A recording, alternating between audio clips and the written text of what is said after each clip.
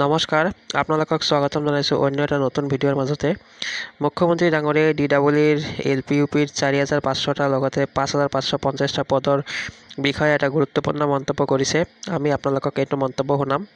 তেখেতে ইলেকশ্যন কেম্পেইনৰ সময়তে কিছুমান প্ৰাৰ্থীয়ে তেখেতক প্ৰশ্ন সুধিছিলে 4500টা পদৰ নিযুক্তি কেতিয়া হ'ব বা 4500টা পদৰ ডকুমেণ্ট ভেৰিফিকেশ্যনৰ কাম কেতিয়া আৰম্ভ হ'ব, লগতে 5550টা পদৰ মেৰিট লিষ্ট কেতিয়া ওলাব।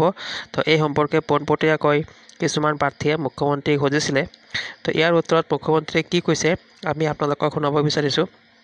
আৰু তেখেতৰ কথাৰ পৰা এইটো অনুমান হৈছে যে অতি কম সময়ৰ ভিতৰতে ইয়াৰ কামখিনি সমাপ্ত হ'ব বা যিটো 10 অক্টোবৰত যিটো দিন ধাৰ্য কৰা হৈছিল এপইণ্টমেণ্টৰ দিন, এই 10 অক্টোবৰতে এপইণ্টমেণ্ট দিয়া হ'ব। তো এই দুটা নিযুক্তি সম্পৰ্কে অৰ্থাৎ 5550টা লগতে 4500টা শিক্ষকৰ পদৰ LPUP শিক্ষকৰ পদৰ সম্পৰ্কে কি কৈছে আপোনালোকে এবাৰ শুনক।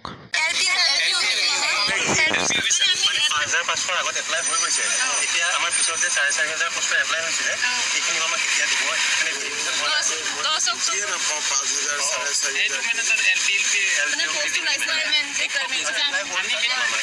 একেলগে দিয়া কথা আছিলে ছাৰ।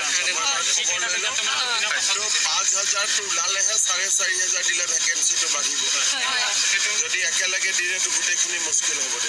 5000টো ওলালে 5000 যি জইন নকৰিব তেতিয়া 4500 ভেকেঞ্চিটো আৰু বাঢ়িব।